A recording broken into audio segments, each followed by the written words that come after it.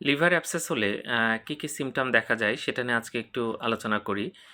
সেটা হচ্ছে liver abscess হলে লিভারে বেশ ব্যথা হতে পারে এবং এই ব্যথাটা পেটের উপরের ডান দিকে সাধারণত হয়। ব্যথা কিন্তু শোল্ডার জয়েন্টে ছড়িয়ে যেতে পারে। এইটা ব্যথার একটা বৈশিষ্ট্য।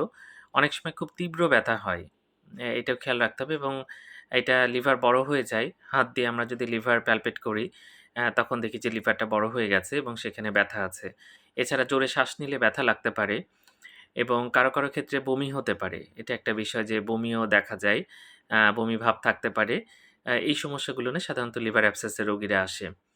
এটার ভালো চিকিৎসা আছে। যদি আপনার পেটের উপরে ডান দিকে ব্যথা হয়, অনেক সময় জন্ডিস থাকতে পারে। যদি এটা বড় হয়ে যায় লিভার, তখন অ্যাবসেসটা বড় হয়ে গেলে অনেক সময় কিন্তু আমাদের যে পিত্তনালী চলাচলে বাধা সৃষ্টি করে, তখন কিন্তু এটা দেখা যাচ্ছে যে করতে পারে, জন্ডিস নিয়ে আসতে পারে রোগী।